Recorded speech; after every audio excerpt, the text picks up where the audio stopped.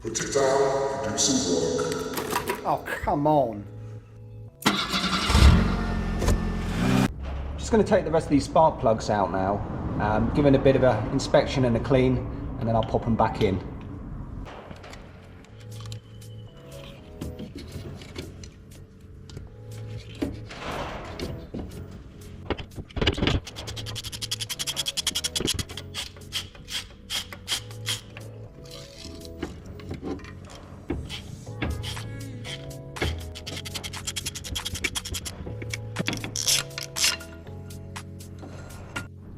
So here are the removed spark plugs.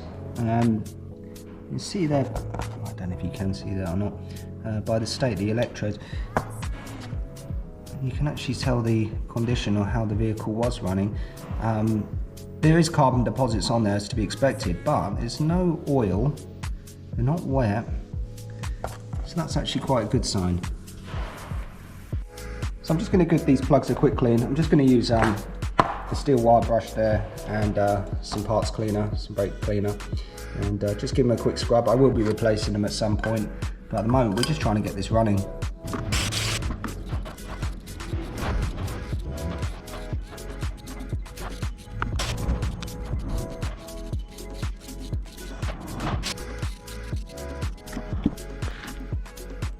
So here's the plugs, looking a lot happier now, just giving them a quick scrub.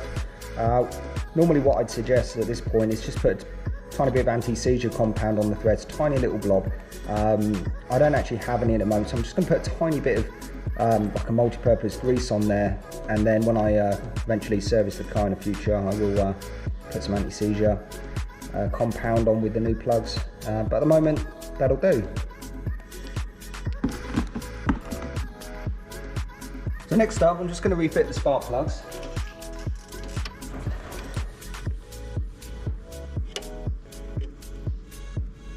A little bit tricky to get to the spark plug holes there, but what I'm trying to do is just start them by hand, so I can feel the threads, make sure it's going in nice and true, and then once I'm happy, I can then use a ratchet to do them up.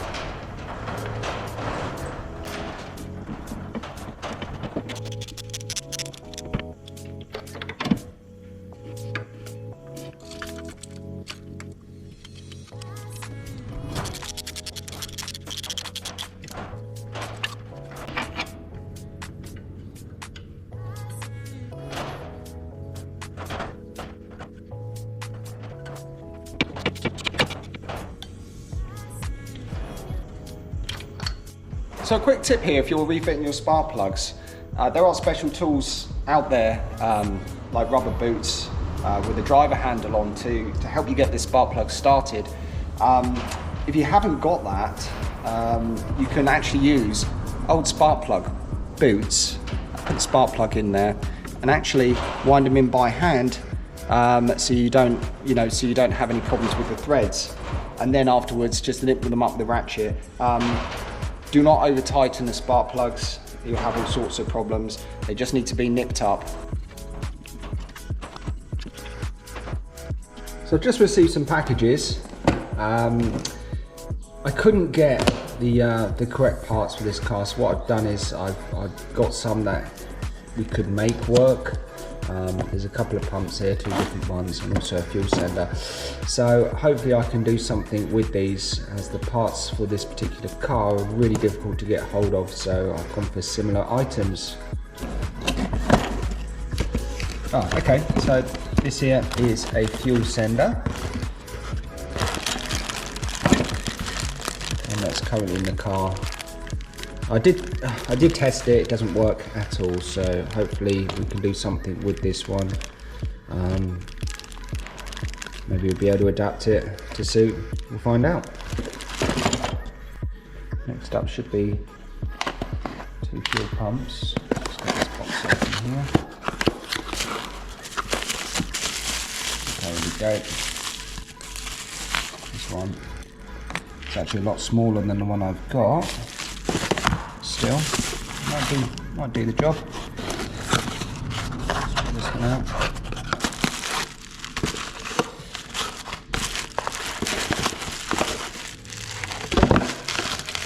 Okay, pretty similar story. does have a different end fitting to it. But yeah, hopefully one of these will do the job. So here are the senders here, the fuel senders for the fuel gauge, and interestingly enough, the bolt hole pattern at the top is correct. See there, the arm length is totally different. This is a lot longer. So what I can do, hopefully, is just to rebend this, modify it, move the float.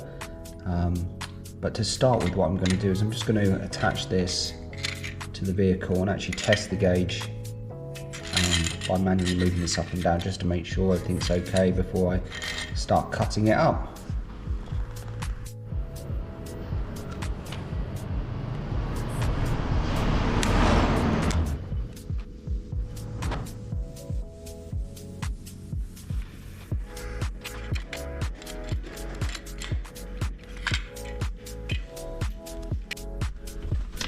So here I've just reused the original piece of wire. I've just had to change the terminal on there.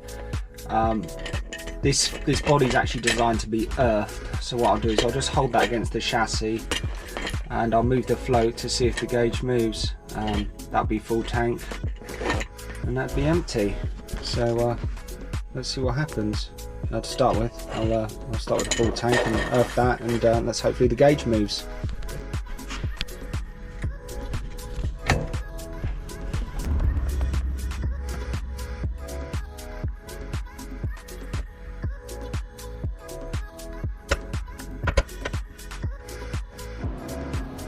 Okay, so that's a bit of a result with the gauge, that the actual gauge is moving up and down, which means there's no problem with the wiring or the gauge itself. The problem actually lies in the old sender, which I did test, as I said, and it was pretty dead. All I need to do now is do something with this rod and maybe with this float, see if I can make it, you know, the similar size to this one here, and then hopefully get to install that in the tank and it should work okay. So that's a new sender with the modified rod there. I did have to strain it out. I didn't go too wild though. Where it was already bent, I can assume that the metal's a bit fatigued. So it doesn't look amazing there, but that's not going to matter. It is in the tank. What I did is I just made a template of the original rod, so I knew where the bend was on the top position underneath the sender. Also I did take the old rod off just to double check it to make sure it's the same, and yeah, well that's it. One other thing, I took the nut that was holding the back of the rod off the old sender there, and I actually reused it and tacked it on the end there where the float is. So yeah, hopefully that should work out quite well.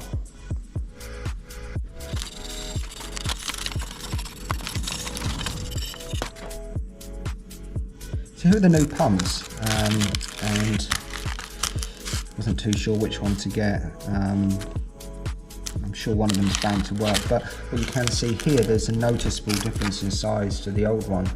This could be technology moving on, or it could be that I might have bought the wrong pumps, but hey, I'm going to go ahead and fit this to the body. The pump fitted before, which is here. I've already just scrubbed that with a wire brush. It's come out quite nice actually.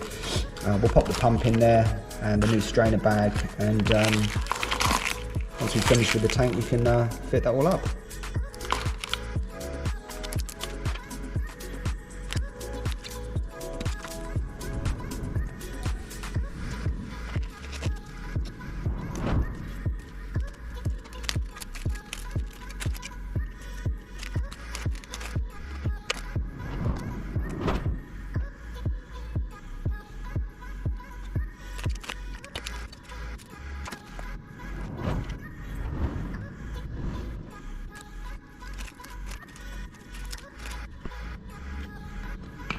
So I've just installed the new pump into the original bracket, and Yeah, I mean, it's okay. The pump size is a lot smaller. I did have to put some extra packing in here just so the clamp would grip it.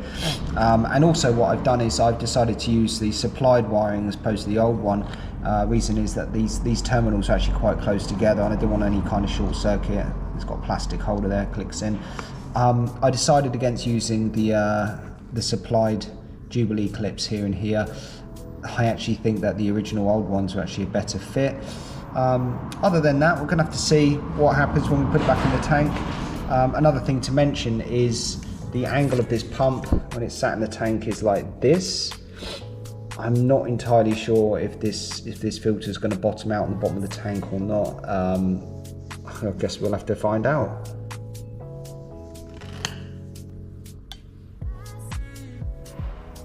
So I've had a little bit of a change of plan regarding the fuel filter bag, which is supposed to be like that in the tank.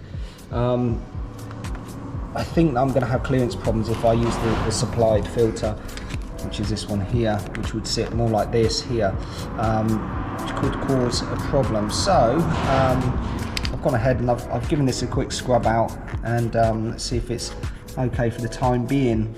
I would like to renew it if all this works. We can cross that bridge at a later date.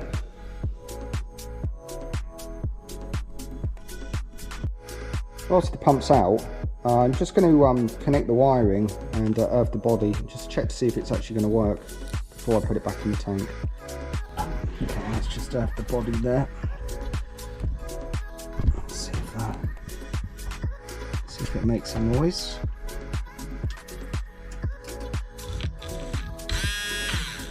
Nope, that's priming. Well, that's great, and I'll just crank it and it should run constantly. Lovely job.